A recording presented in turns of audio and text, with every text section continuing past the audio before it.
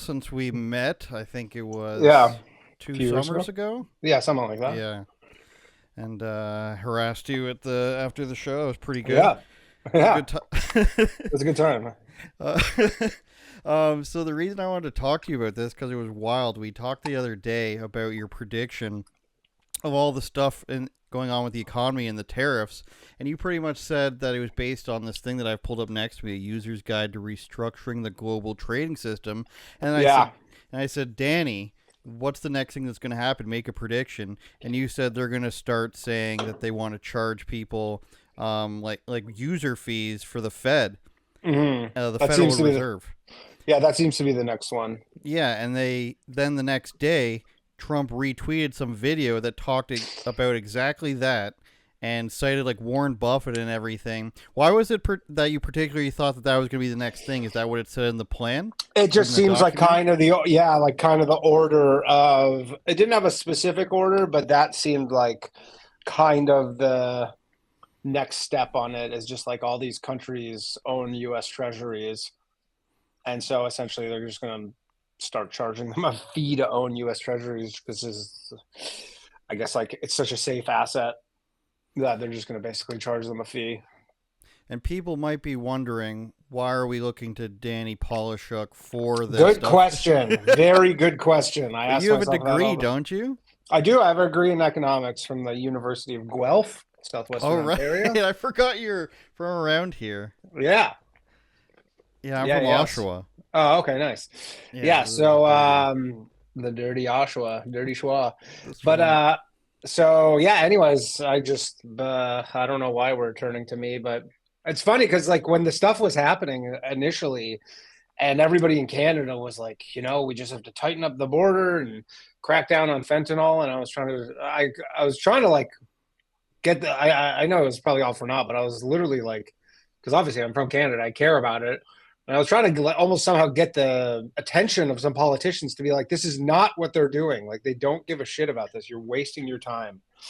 Not only that, but the stuff about the border and tightening that up and increasing the security, that was already written about months in advance anyway. So that was like this whole facade. I think it was in November the Liberals first talked about it.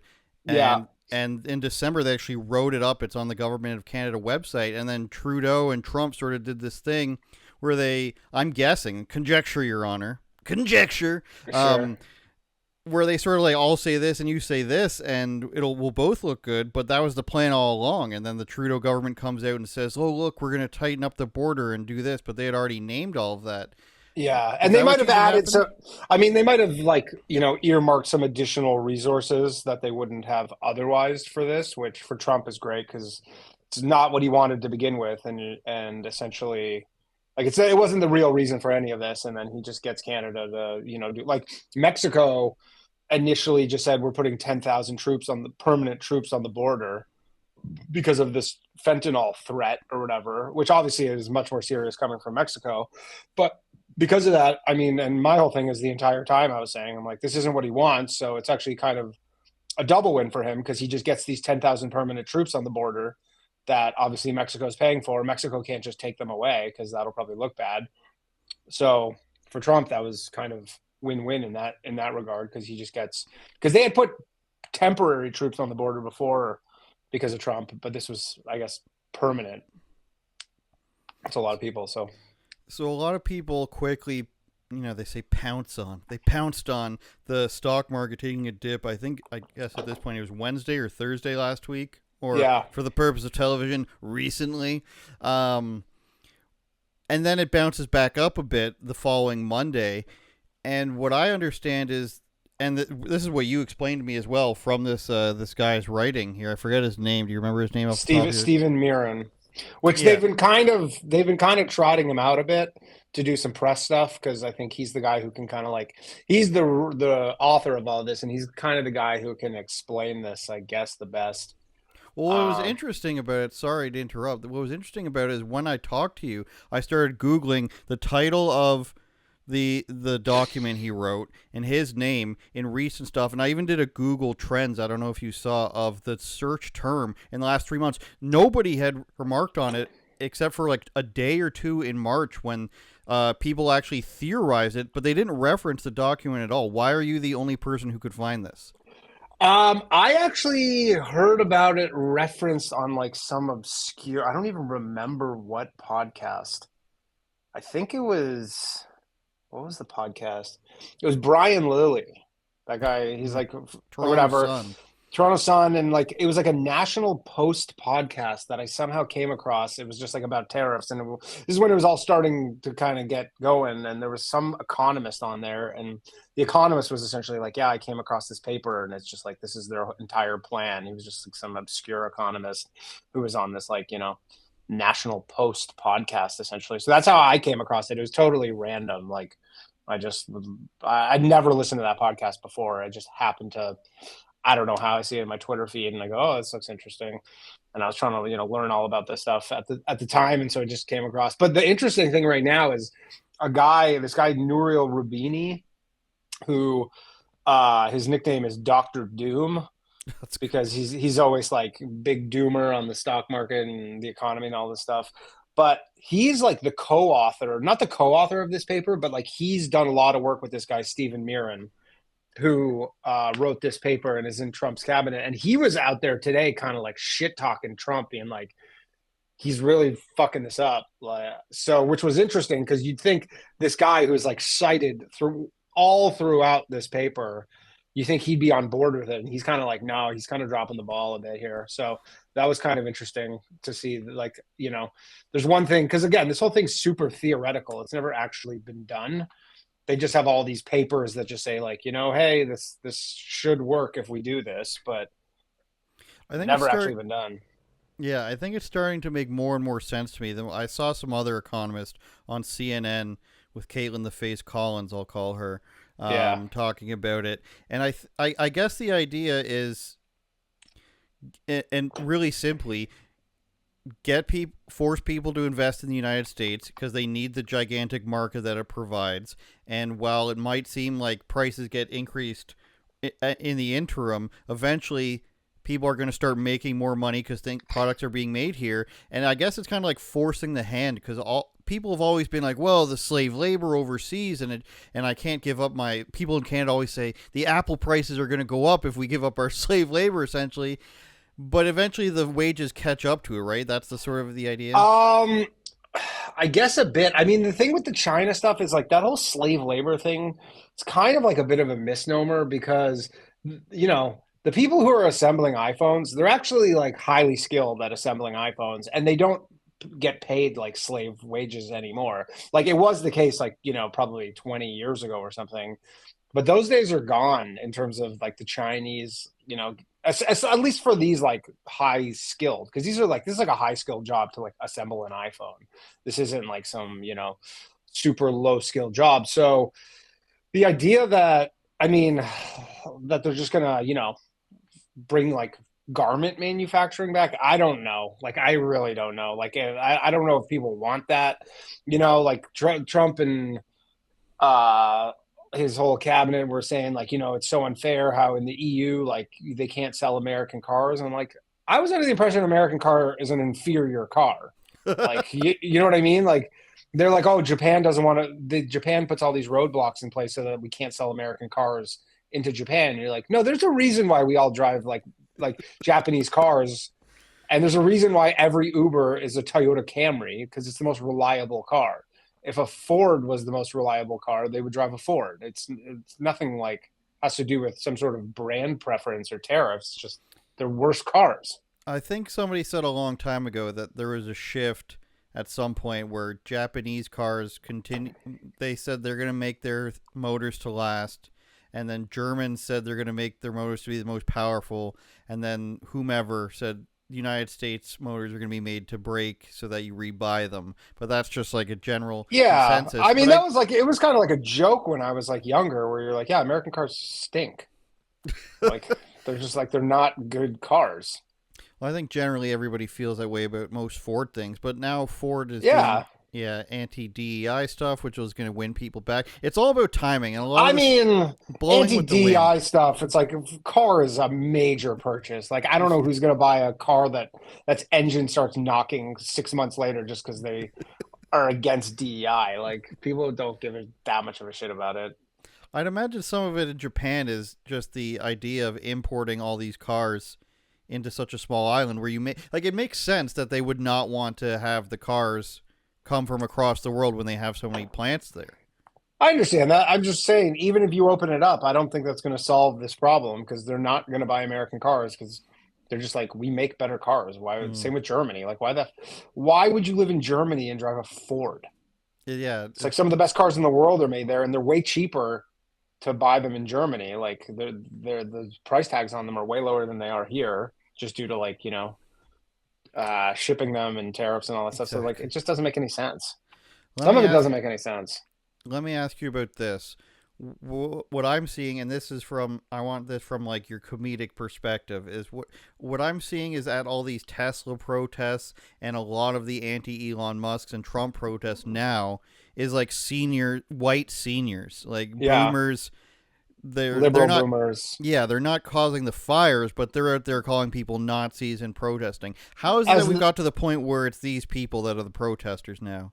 well, they were always the protesters. I mean, they're the ones who have been protesting Black Lives Matter, and I mean the white liberal boomer loves a good protest. I mean, that's the new cause of the day. But like, I mean, don't you remember like the Women's March? Like Yeah, but they back had a million people out there, and they were mostly just that. But like we don't see as much as the Antifa and the BLM stuff anymore. Like they really I feel like there's been a tone sent out over like ham radio that has mobilized the boomer somehow, like a Manchurian candidate sort of deal. Sure. Yeah, I don't know. I mean, I guess that's the thing is like the left, people on the left are way better at organizing than people on the right. There's no question. Like that's their strength for sure is like, if they need a bunch of people to get out and protest, like they can make that happen and those people want to do that stuff. Whereas people on the right definitely do not organize nearly as well. And yeah, I don't know. I mean, it's the cause of the day, and I mean, hey, man, I've seen no shortage of people like who voted for Trump on the internet who are like, yeah, I didn't vote for my retirement to lose 20% in 3 days, kind of thing. Like, I'm sure he's losing some people on that front as well. So do you want to predict what the next thing's going to be? What else are we missing in here that people I might mean, not? China is like the crazy aspect right here because China basically put on reciprocal tariff. Like China's the big player in this whole tariff war. Like they're bigger than anybody else. Like, everybody's like, oh, he's getting concessions from Vietnam and Thailand. It's like, who gives a shit? It's insignificant if he gets Lithoso to like, and again, the tariffs don't even like to a degree, the tariffs don't even make sense because like with Vietnam, because it's not a tariff. Like the percentages when he held up that chart, it was Mm-hmm. trade imbalance, and you're like, there's no scenario where like some African country will have an equal trade balance with the United States. It's just not possible. Like it's literally impossible. They're like, we buy probably one thing from them, diamonds, and they buy like probably nothing from us because they can't afford it. So like it'll never equal out. So for them to say like, oh, we'll drop the tariffs, it's like that's not even what they want. But the China thing is probably the most significant because they announced reciprocal tariffs today. Trump's like, all right, well then starting April 9th, I'm jacking up their tariffs another 50% just for retaliating essentially. Um, and I don't think Xi Jinping wants to see him weak. I don't think obviously like everybody, the stock market today, there was this rumor that came out at like 10 a.m. that Trump was going to pause the tariffs for 90 days. The stock market went up $4 trillion before people were like, oh, that's fake. And then it just like went back down basically. But yeah, I mean and also then there's like the Federal Reserve, which is kind of and they talk about it in that paper. That's like the massive kind of wild card with this whole thing because the Federal Reserve is technically independent of the government. It doesn't have to do anything the government requests. They have one basically mandate, which is just inflation, like keeping inflation down. So and employment like levels. So I mean, he obviously Trump wants to do all these tariffs, and then the Federal Reserve cuts rates, and the stock market goes up, and kind of everything's good. But they don't seem like Jerome Powell doesn't seem to want to do that, and Trump can't force him, and Trump can't fire him either. So that's like a big factor, essentially, between like Xi Jinping, Trump, and Jerome Powell. Like, who's going to blink first?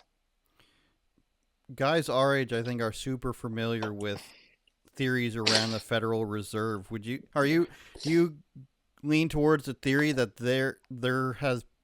there's been something in the works for a really long time to give the Federal Reserve this much power, and there's sort of the central banking theory, I guess I'll call it. Are you supportive of that theory?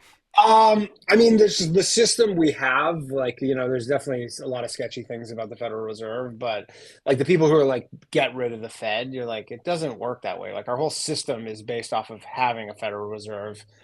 I don't know if you could just snap your fingers overnight and just be like, get rid of it, and there would be no consequences to it. So, like, regardless of how you feel like it, that just is the system. And I believe the Federal Reserve was created after the Great Depression to essentially, like, not have 30% unemployment, which I think they've, in that, like, in terms of their mandate, they've done a good job. Obviously, they've definitely, due to inflation, have made people much poorer relatively than just based on inflating dollars and literally making money out of thin air. But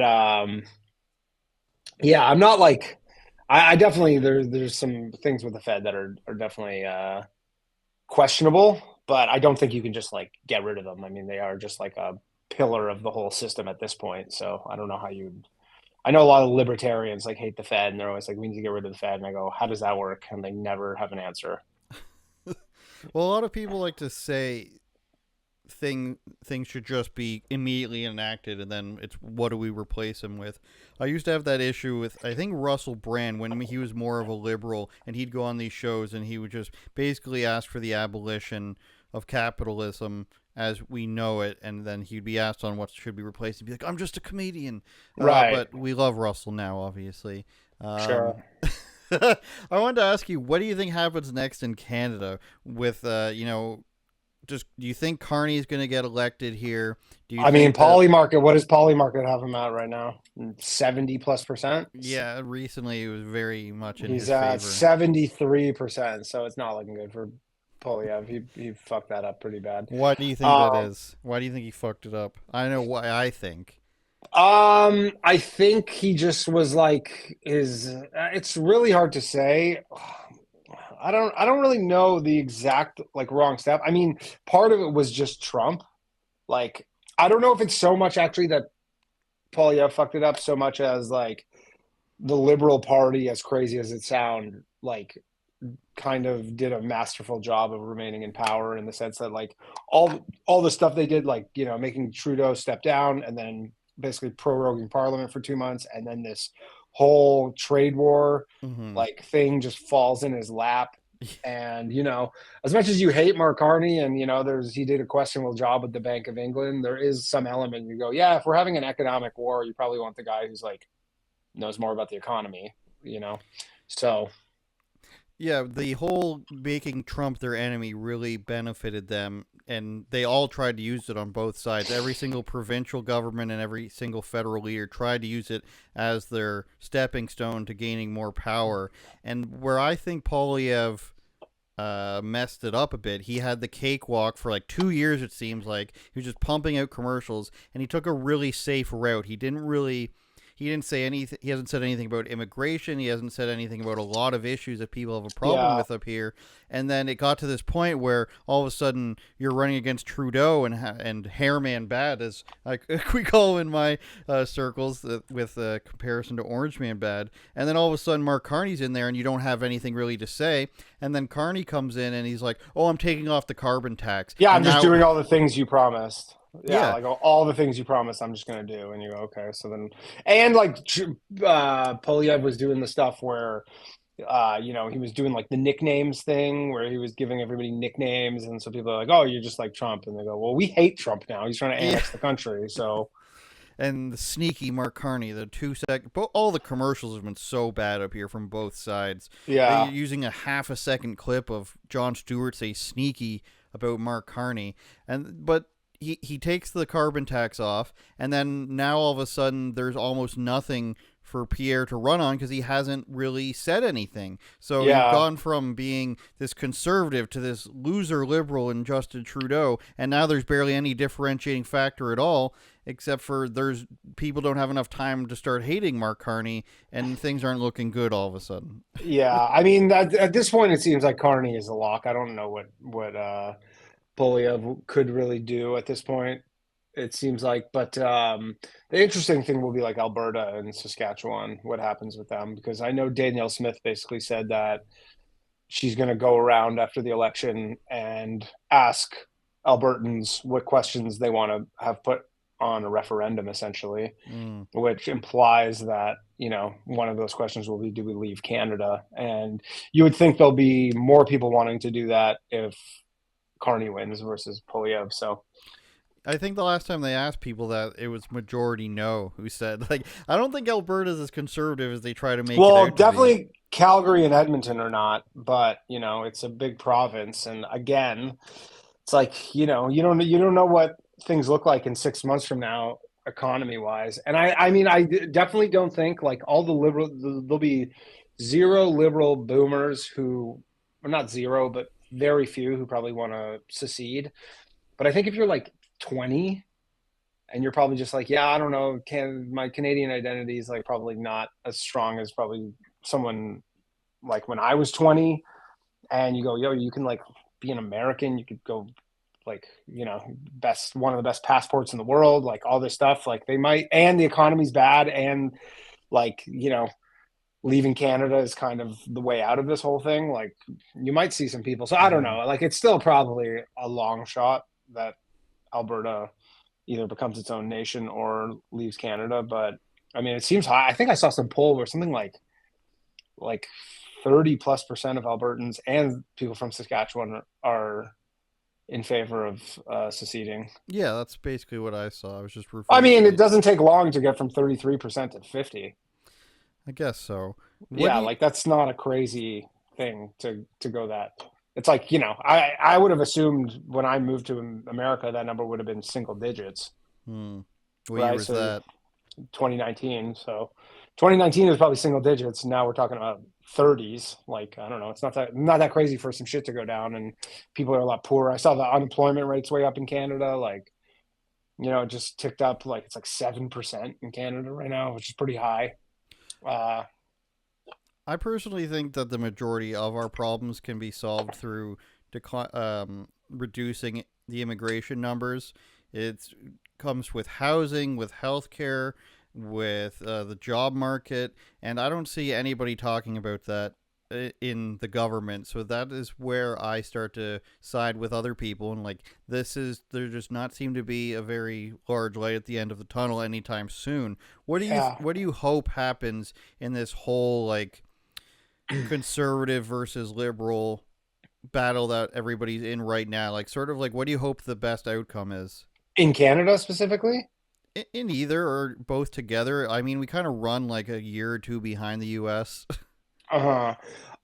Best outcome? I mean, I guess the best outcome is, I guess, for the United States is like if all this shit they're doing works and they are, manage to pay down their deficit, and I guess, abolish income tax up into 150K, which is what kind of has been getting floated. Like Mm-hmm. if America, I mean, they're saying they're going to potentially get rid of capital gains, but I mean, they took care of that for at least 2025 because nobody's going to have any. So, uh, yeah, I don't know. For Canada, Canada is a different, because I keep seeing them being like, "Yeah, we're cutting all these taxes." Like Carney, Polyev, like we're cutting taxes on this, we're cutting taxes on that. You're like, where does that money come from? Like you guys, because I know what they're not going to do. They're not going to do some Doge thing and go like, there's as many CRA officers as there are Canadian military.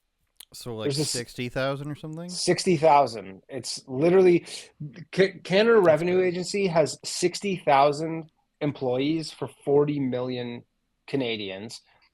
IRS has 90,000 for 350 Americans, 350 million Americans.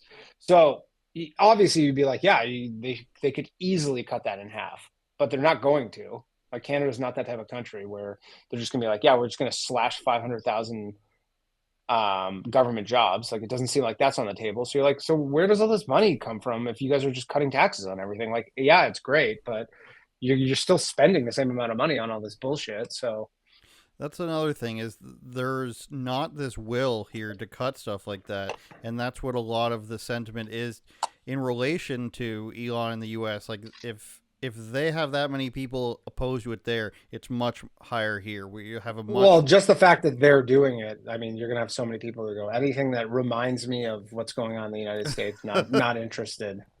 I mean, I was saying even the like, 51st state stuff, like if that was proposed by if that was proposed by Obama, man, you know how many people would have been on board with that in Canada? a lot, all the A lot equality more. and all the love. Yeah, they would have loved that. And then it's just the fact that it's coming out of Trump's mouth, I go, no, like, not interested. While I have you, Danny, let me ask you about a video I recently saw. Less serious, a lot less serious. Yeah. Terrence Howard told Patrick Bet David that Diddy wanted to have sex with him. Where do you stand on rappers having sex with their male music producers to get ahead? Hey man, I mean, I guess whatever you got to do. I don't know if that was being used by Diddy to get ahead. Diddy was probably on top at the time. Yeah, So, but I would imagine the alleged I think he just victims. yeah, I think he just liked the power and he's just a bit of a freak. Seems the more likely scenario. They said it for a long time. 50 Cent said it for a long time. Last Yeah. question, Danny. I know you got to go. The what's the funniest thing do you think to happen so far in the Trump presidency? You want to? I'll throw out the Tesla at the White. Oh yeah, everything's computer is pretty funny. Yeah, you know what? He hasn't had a lot of like he's been so serious this time around because he's not trying to get reelected. Hmm. So he's really just I mean, it's a very different version of him than the first time around. Because the first time around, he's like had designs on a second term. This time around, he's just like, I don't give a shit. I'm doing whatever the hell I want. Like you can't stop. Like you might stop him in the midterms, assuming that the stock market is like not appreciably higher, but so I mean, he might be like a 2-year president. It's very possible if he fucks this up that bad. It could go that way. Um. Oh, what was I just gonna say? Forgot already. All right. Well, I thought I had something else to say. I guess I don't All good. remember anymore. Oh no, uh, that's what it was going to be. The call-in podcast. How did you come up with that? it's kind of so I do this Monday nights on YouTube. It's called Low Value Mail, MAIL, and it's kind of like Coast to Coast. I don't know if you ever listen to Coast Yeah, to the Coast. radio So I show. always so when I lived in Toronto, I don't know. I live in New York now. I don't have a car here because it's just not practical to or needed to be honest to have a car here. But in Toronto, you need a car, so I always had a car, and I just like always loved listening to talk radio. I don't know why, but I would just always listen to like talk radio and call in radio shows. Kind of like you just could kind of space out or like zone out and just Coast to coast is like 1 a.m., isn't it? Here? it's like I think it's the second biggest AM station. It's like been around forever, and it's like it's conspiracies and kind of weird shit. So and it's really dropped off. It used to be good. It Hmm. stinks now. It's so bad, and like the host is like this. He's just getting on in age, and it's not that good anymore. So, anyways, I kind of just wanted to do like a little version of Coast to Coast, and without hawking some like bullshit product every 5 minutes. It's like all commercials now, and like everybody complains about it. I haven't listened to it in a minute, but yeah, I just kind of like that format, and I like call-in shows, and there weren't any call-in shows like live call-in shows anywhere. It seems like kind of a bygone thing for a bit, so I'm trying to bring them back. Yeah, it's a good show. It allows you to talk about these other things, which is where Yeah, the clip from the you talking about the yeah. economy came from. And who knows? Maybe you'll build your own whack pack or something. I have a whack pack. You too. Oh hell yeah, I have a whack I've pack. listened 3 times, so Yeah, I no, apologize. no. There's definitely we have some wacky people because that's the thing is like, I mean, part of it is people listen to podcasts; they're so popular, and kind of I'm sure people listen to a podcast and they go, "I have a thought on this," but it's Hmm. pre-recorded. Whereas now, if you're listening to my show and you're watching it live, you can just call in and just be on the show. And I don't really screen calls, and so we get all sorts of because it's not on the radio, so it's on the internet. So we get away with a lot more, and we have some absolute lunatics call into the show. I can attest to that. I called in one time. I didn't have time Yeah. to stay on the line, but he just says, "What is there anything you want to talk about?" And then he's like, "Okay." I was like, "Well, that was Yeah. simple enough, I guess." Yeah. I mean, the crazy thing is how few prank callers we get. It's like pretty rare, which is weird because you think I have a ton of prank callers, but very minimal prank callers. Oh, Um, this is tempting the devil I here. know. Well, I know. I say it all the time, and I'm just like, the closest thing I got is some guy called in last week and was doing like a Trump impersonation the whole time, and we humor Was it them for a Jason minute. Scoop? No, it wasn't Jason Scoop. No, there's a lot of people who do Trump impersonations. You'd be surprised. I don't think I would. No, you wouldn't. No, there's a million people who do Trump, but he just called in and talked to him for 2 minutes, let him go. But yeah, besides that, no real prank calls. But yeah, if people are into this, we talk about all sorts of stuff. We have this is airing later, obviously, but tonight we have this guy Matt Crumpton who hosts this podcast, Solving JFK. He's a lawyer, and he was just in Nice. Congress last week Yeah, I saw discussing him. the JFK files and all that stuff. So he's going to be on tonight, and he's about as knowledgeable as all the JFK stuff gets. So we're going to talk to him tonight, and it should be fun. Have you looked through any of those yet? I It's gave a. I mean, it's like I don't know if they did another dump, but the first one was 80,000 pages. yeah, it was. So I kind of let. I didn't really, but I bet Matt's read probably half of them at this point. I So downloaded. I think it was 2,100 PDFs, and I went through. I think I want to say 200 of them, yeah, and a lot of it's just like here's a profile on this guy we just hired, but a lot of it's really crazy. I wrote about it a little bit on my Twitter account, plug, and there's a lot of stuff about like CIA operations in it, and it's as silly as you think it would be in like the 1950s and 60s during like the Cuban Missile Crisis. You send yeah. over a guy to Cuba, pretend he's a tourist, and really he's there to learn about like a guerrilla military group, and they tell him just ask questions, and if you get caught, here's a letter of employment to say that you're just here to look into investments and stuff like that. It's really Yeah. I saw one. I went and like when it came out, I was like, I wonder what's on the last page, like page 80,000 or whatever. And it was like something about them, some strategy. And it wasn't something they were doing, but they were just discussing it, like some potential strategy to deal with Cuba by just killing all their crops. I was like, man, that's fucked up. That was a fucked up move. There's one. I'll let you go after this. Sorry, but there's one where they talk about this guy who was in Martin Luther King's inner circle, who goes to Africa and does this talk with a bunch of Ethiopians. And what he's trying to do is make a connection so that he can go to a university in China and coordinate a global people of color uprising. Back then it would have been colored people uprising, but China didn't want him to come over. They didn't trust him. So he was trying to go through India now. And the CIA agent who befriends him or just gets to talking to him starts asking him about stuff to do with JFK and Martin Luther King. He thinks he knows the guy who killed JFK. And then he goes, to be honest, I've been here in Africa, and I think the prospect of freedom for black people in America is way better than the prospect for people here in Really? Africa. And Wow. he's like, this guy's starting to come to terms with the fact that it's not as wonderful as it seems in Africa. Right. So Sure. it's a fun little tidbit for you there. Interesting. Yeah. Yeah. But I'll be talking to Matt all tonight, and I'm sure we'll be getting into a lot of stuff I have no idea about.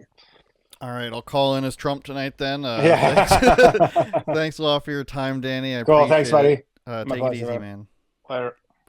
Bye. What I wanted to ask you first and foremost is there's been obviously we're deep in tariff talk the last couple weeks, and everybody is saying, either this is a doomsday event or it's going to be a great economic, epiphany that hasn't been, recognized yet, and this is all theoretical, but it could work out wonderfully. We've seen everyone and their mother comment on it. What do you think is the most obvious thing that's going to happen, and what do you think is sort of like your prediction of what's going to happen? Well, I'll start with the second one because I think that there's a part of it that I consider to be obvious other than the details around it, and that is that there's some sort of ending that I believe is going to prove to be the opportunity for President Trump to claim a victory. the announcement of certain deals with other countries. And there can be debate. I expect there will be debate as to how substantive some of those victories are versus cosmetic. But I believe that headed down the path that we're on is going to lead to a very difficult place. And I think that President Trump's intention is to try to utilize this moment to negotiate other deals. Now, I saw in some of your content, I think it was probably a video from a couple of years ago now, but you talked a lot about doomsdayism, and that was a phrase or a word that really stuck with me because I hear and see a lot of that from people I know and people online, of course. Do you think that people are easily afflicted with that when it comes to these economic moves? Do you think it's more realistic this time, or just in general, is that a new genre of of a political stance where people will just say, well, there's no hope anyways, this is going to happen whether you like it or not, this was all in the works? How do you feel about that? Well, doomsdayism, as I've studied it and written about it throughout my adult life, has been around a long time. It's really a sociological tendency that's been actually quite adjacent to the conservative movement that I've been a part of since my childhood. And it is essentially this tendency to look at certain events structurally as unimprovable. I think there's a big difference between the doomsdayism that the people want to have, like during the Cold War, they thought the world would end in nuclear annihilation, or the doomsdayism that thought Y2K and some computer bug was going to wipe out the global economy. Those types of phobias are a little different than those who are predicting really bad economic things to come from a substantial decline in global trade. My view is that we don't face doomsdayism here simply because it's entirely within our control. We have the ability to reverse certain things at any time that we want. And the challenge is that I think a lot of the things that have been predicted, some of the advisors to the president said wouldn't happen or won't happen. But to the extent that certain negative things were to happen in the economy, a recession, for example, we've had many recessions. They're not doomsdayist per se. The 2008 one felt like it. The Great Depression felt like it, obviously. But most recessions you do get through, but you get through with a lot of pain to workers, to jobs, to wages, to profits. So nobody wants to go through a recession, but I still think that's a little different than a doomsday scenario. When you mention recession, the first thing that comes to my mind is most of my life growing up, before I was really aware of the effects of political policy or economic policy, a lot of what the generation older than me would say is, a recession's coming, you can't help it, it's just the economy. The economy goes up and down, and recessions just happen. What would you say to that answer? Yeah, I think one of the great contributions of what's called the Austrian School of Economics, which I've studied my whole adult life, is to distinguish between cyclical recessions and structural recessions. And I agree, cyclical recessions are part of what Ludwig von Mises called the business cycle. And they are likely to happen. There are periods of economic growth. You see a excessive buildup of inventories and goods and services because of the great profits that a pro-cyclical part of the cycle is creating, and then it ends up leading to the need to retrace, come back a bit. And these business cycles are part of life. A structural recession, I think, is avoidable. That big credit buildup that led to the 2008 recession. If we were to have one right now around this trade war, that's entirely avoidable. It's not just a mere cyclicality. So I think there's a couple of different categories of recessions. Some are more avoidable than others, and some are more policy created than others. Now, I want to get into, and thank you for that, because I think a lot of people just say recession when they don't really know what it means. I want to get into Trump's policy, and I want to get your opinion on something that people have criticized him for about 5 years now, and that was the COVID spending. Now, are you of the camp, let's call it, that thinks he basically should just said, we're not shutting down, and aside from like COVID itself, we're not shutting down, so we're not or let's shut down and we're not going to print any extra money? Or do you think it was a necessary evil, and do you think that's what caused inflation at the time? Well, as far as the second issue, I do not think it caused the inflation. I think that it exacerbated it, particularly when the Biden administration added that third spending bill in April of 2021. But the inflation was caused by the shutdowns, the cessation of production. So the global supply chain shut down. We reopened our economy. Eventually, Europe reopened, Asia reopened. And lo and behold, demand comes back on like a light switch, but supply cannot. And then you add to that the really awful elements of continuing to give people money to not work. You had a labor shortage, that's inflationary. You had very low interest rates and easy monetary policy, that piled on. So the inflation to me was always a byproduct of supply shutdown from the ill-begotten COVID lockdowns, but then you had other factors that piled on that made it worse. As far as what President Trump should have done in March of 2020, it's very tricky because I don't want to be overly complicated here, but I tend to favor nuance in a world that sometimes nuance is not really appreciated. I think that there's a big difference between what he was doing in the middle of March versus the end of March versus into April versus in the months that followed. So yes, I'm incredibly critical of President Trump when he was being critical of Governors Kemp and DeSantis for reopening their states in May and going into June, about 2 or 3 months later. But I would give him some benefit of the doubt that back in March, we didn't know as much. But what I don't believe ever made sense was the notion of paying people $2 trillion to have the economy shut down. And this is the problem with emergency-based policy creation. It was in the COVID moment, but we've seen it time and time again. Most bad policies come during emergencies because people don't bring their principles to an emergency. They create their principles real time in the middle of an emergency, which is the worst time to be creating principles. And so I think that there were a lot of key mistakes made, and there are different moments at which he exacerbated them.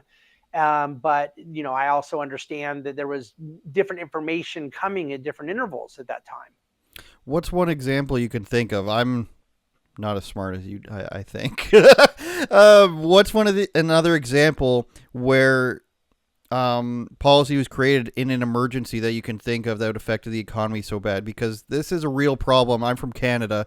It's a real problem that when anything happens here, it's in our constitution that says an emergency wipes out all the laws, which is not to the same extent in the United States. Is there a particular time where you can think of where that happened? I could think of 100 times. Excellent. But the easy ones are the financial crisis, putting Fannie and Freddie into conservatorship.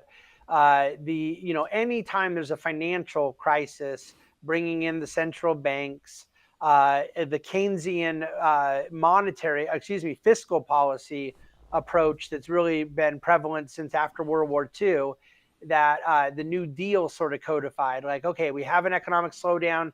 Let's go spend a bunch of government money. Keynes talked about paying someone to dig a ditch just to fill it up again. And so whether it's Republican or Democrat in the United States, they've more or less said, and anytime there's an emergency, let's give people money to go to the mall. And then, of course, that has to get paid for later. If you have a fiscal crisis, they have to figure all of that out. And in the, Silicon Valley Bank's going to go down. We have to extend all the FDIC coverage. Some of these things have to be done. I understand the argument that when there is a fire, you have to put the fire out before you start yelling at people for smoking in bed. I agree.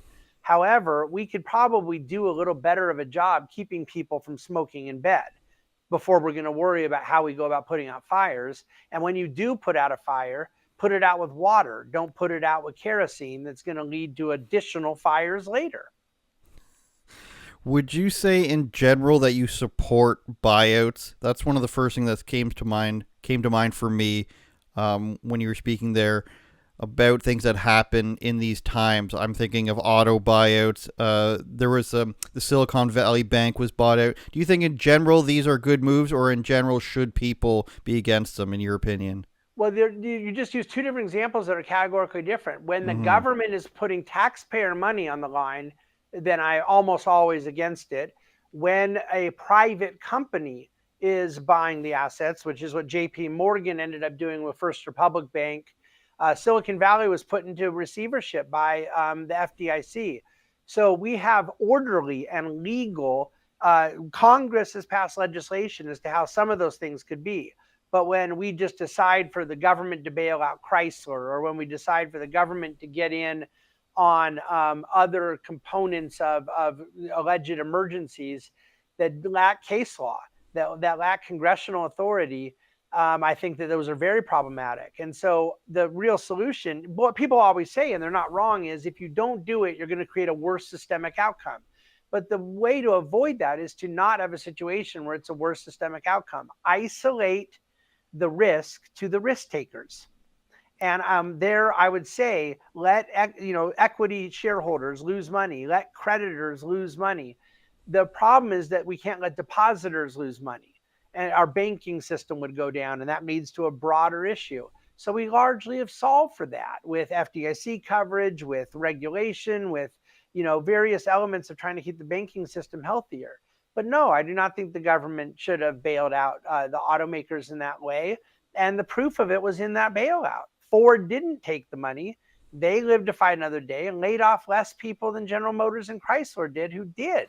So there are always ways around it, but we have to decide if we want to be a nation of laws or not.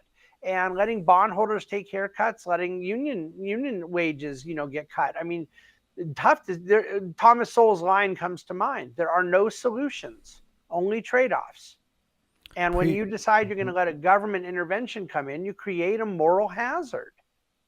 I appreciate you answering that, because I know I'm throwing a lot of things at you, but I think these are common things that people think about when they're not, living and breathing economics. They have these questions, and I hear them a lot when in circles that are, just more political theory based. I want to ask you about, I'm looking at the document, A User's Guide to Restructuring the Global Trading System, which is by Stephen Miran. This has come up a lot the last few days. He is, I believe, the head of Trump's Economic Advisory Council now. And I'll say a lot of people, but they haven't been saying it before, but a few people now. And I talked to somebody who was one of the first people to point to this, looking at it as the blueprint for what Trump is doing. Are you familiar with this? Very, very familiar. I not only know Stephen very well, but I've read that paper extensively. Very cool. So my question to you is this the blueprint? Do you think it has a predictory framework for what Trump is going to do? Because the guy I talked to, who was a comedian, I'll admit, but he has a degree in economics, he was able to predict a few of the things happening on a week-by-week basis just based off of this paper. Do you think that they're going to stick to it, and it's something people can look to as a source for what's coming next? I don't. I do think that there are certain things in there that the president would vehemently disagree with, and many of the things they've done already are really contradictory to the paper. The general thrust of the paper, that we are suffering from an excessively strong dollar, and that is being used as a competitive disadvantage, against us in terms of global trade. I certainly think President Trump agrees with that. But then now, by lumping in all of the other countries with China in the way that he's gone about doing all this, it kind of undermined some of the strategy of the paper. There were things in the paper I think were very intelligent. Other things I really disagree with. But one of the problems we have to deal with as Americans is when we accuse others of currency manipulation, we have to determine if that's simply that they're getting in the way of us manipulating our currency. And I think that was something that Stephen didn't deal with in the paper. We're hardly blameless on this front ourselves. So when you look at the things that you think Trump is going to disagree with, what comes to mind from that? Well, again, it was already on the basis of separating in trade agreements. He went with a 10% tariff on everybody just for getting out of bed in the morning, on top of a sort of made-up formula of reciprocity, which centered around the trade deficits. Mm-hmm. And no, I don't believe that trying to get to what he called a Mar-a-Lago Accord, a more advantageous trade arrangement, similar to what we did with Japan and certain European countries in the mid-1980s, that would not be at all compatible with treating Switzerland, Vietnam, South Korea, Canada, Mexico, and China as all one and the same. And so far, the tariff imposition does not fit within the Mar-a-Lago Accord thesis of Stephen Mirren. Can you explain to people what the purpose of devaluing the currency is, and in relation to, I believe, what would be the Federal Reserve, and how this helps Americans, how this will make the country more money? Well, weakening a currency doesn't make a country more money. And so the reason one wants to weaken a currency is to pay a bill with less money. So it's still called the same. The analogy I always use is, if I can weaken my scale a little bit, then I can say that I lost 10 pounds. But it doesn't really lose the weight, does it?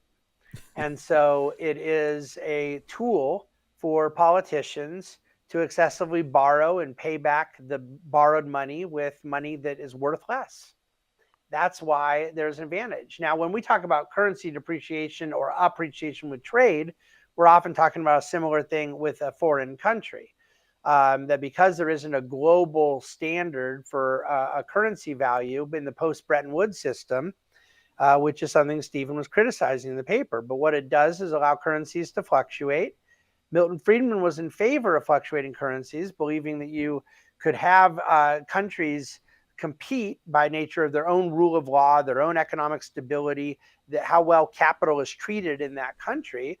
And that could be an advantage and incentivize countries. But primarily, people want to weaken their currency now if they're an export country, okay, because it's giving them an advantage in what they're selling. China feels that we cheat them because we obviously run a trade deficit with them, which means we settle that current account deficit with dollars. So they sell us $100 of things, we sell them $30 of things, and the remaining difference of $70 we're paying for. They're now holding $70, but we get to determine that $70, how our currency is going, because it's being settled in our account, in our currency of account. China doesn't like that. So they have, at different points of time, I've heard American economists accuse China of being a currency manipulator by weakening it too much or by strengthening it too much. And I always feel like it probably can't be both things at once. But that's the basic reasons for trying to mess around with the scale, either to pay back bills with depreciated dollars or to pay a foreign country for goods and services with depreciated dollars. Something a lot of people are mentioning as the goal of this economic plan from the president is to bring manufacturing back to the United States, and of course, therefore, increase wages in combination with getting illegal immigrants out who might be doing some of these low-wage jobs.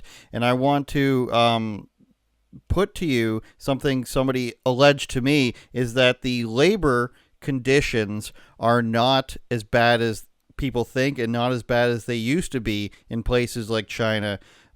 Particularly, I would just guess that like Vietnam isn't as bad as China, but I have no idea, or a country like that. But do you know if it's true or not? If things aren't as bad as people think they are over there? Not to I praise China, you know.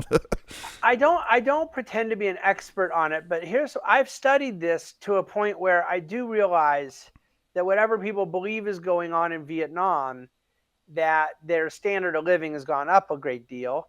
And so there's, like I said about Thomas Sowell's line, trade-offs, not solutions.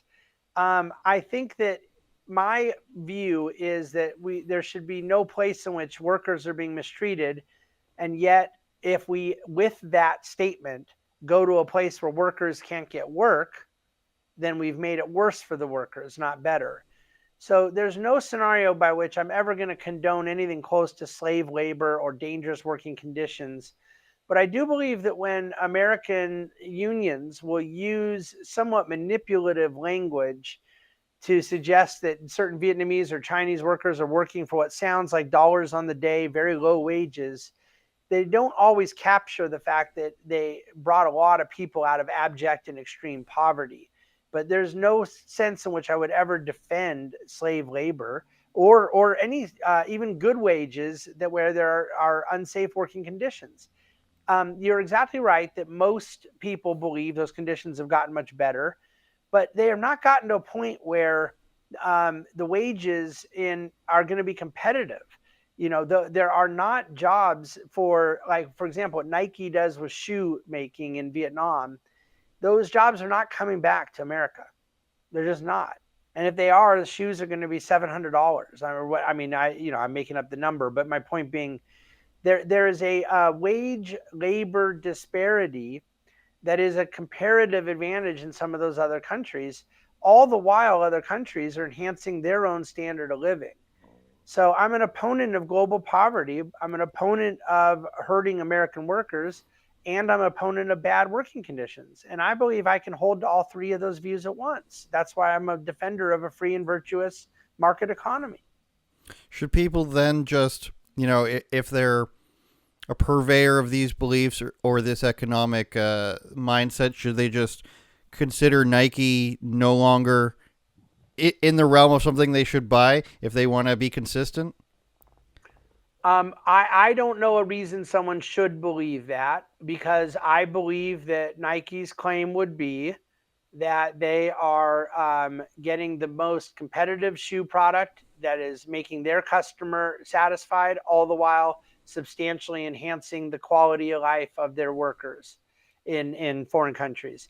If it were proven that Nike was employing slave labor or other, I believe there's been these accusations in the past. I'm not aware of there being those things in the present, but it's just not something I have firsthand knowledge of. For sure. That would be the correct answer for Nike to have, I would think. Last question, and I appreciate all of this. If you guys are watching, go and watch his briefs. They're not very short, but they're shorter than most podcasts, and they're extremely interesting. I've learned a lot in the last couple days. What would you do as your next move here, or just over the next 6 months to a year? A lot of people are saying on the side that supports Trump's moves that it's going to be a bit until we start seeing things turn around, and then the naysayers say it's never going to turn around and there's nothing to look forward to right now. What do you think is going to happen in the next 6 months, and what would you do differently, if anything? Well, he doesn't have 6 months. I mean, if you were to get to a point, I'm getting small business after small business after small business calling me saying, they're almost all of these guys or gals are Trump voters. And they're saying this is going to put us out of business, or it's going to make me lay off 20%, 40% of my team. The decline in capital goods orders, the decline in new projects, new investments, new factories, new endeavors.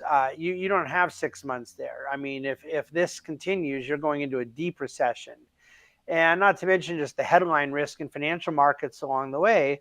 It becomes a self-fulfilling prophecy. So I think that there has to be some resolution on this trade and tariff mistake much sooner than 6 months. And I think that a lot of what the president wants to do, if we just said at a high level, we want to help American workers, then I think there's an awful lot of things you could do to help American workers besides what's being done now, which I believe is ultimately going to prove to be very damaging to American workers. So what you're saying, referring to the tariff mistake, is you're just against the moves that he did? I'm certainly against the moves he did and the way he did it. I am not against the idea of trying to negotiate better trade deals. And I'm not against the idea of trying to get to 0% tariffs with certain countries. You tariff us 0, we tariff you 0. It's just simply not what they did. By connecting the tariff barriers that we're imposing, which are new taxes on American importers and American consumers, by doing it that way, what he ultimately did is say the real problem here is not the terms of trade, but the fact that we do trade with you at all. And if Vietnam sells us a lot more than we sell them, that's inherently unfair. That's just absolutely categorical error. We buy a lot more from Vietnam because we're a much richer country than Vietnam. And there's a lot of things they can make that are very advantageous to us.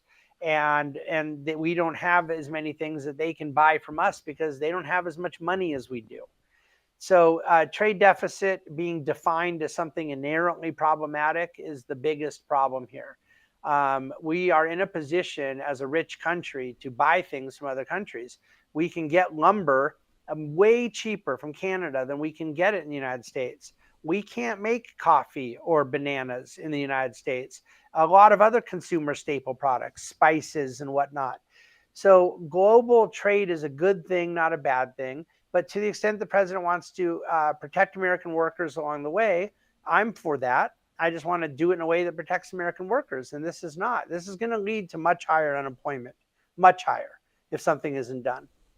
Now, do you think that these moves are, obviously at the end of the day, they're his decision? Who do you think is telling him this is the right thing to do?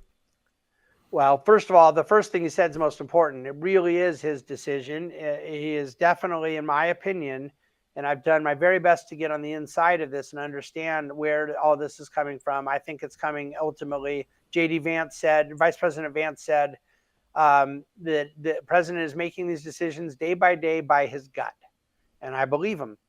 But I think Pete Navarro and Howard Lutnick, the Commerce Secretary, are the two biggest advocates who have told him, you can do all this and we can blow the system up and everything's going to be okay. And I think behind the scenes, Secretary Bessent and National Economic Council Director Kevin Hassett have tried to be the voices on the other side, but they don't seem to be as loud right now. Some of those voices in the first Trump administration, Larry Kudlow, Gary Cohn, Art Laffer, Steve Moore, Steve Mnuchin, they were there in the first term, and I think they were very influential and really quite productive in helping to craft Trump policy. They're not there right now, and I think we're bearing the brunt of that. All right, a lot for me to think about and for everybody else as well. I hope it works out, of course. Thank you for putting names out there and making predictions and explaining everything and not leaving us guessing with what you mean. I appreciate it. Is there anything else you want to add? No, I appreciate the questions. Thanks so much. All right, thanks a lot.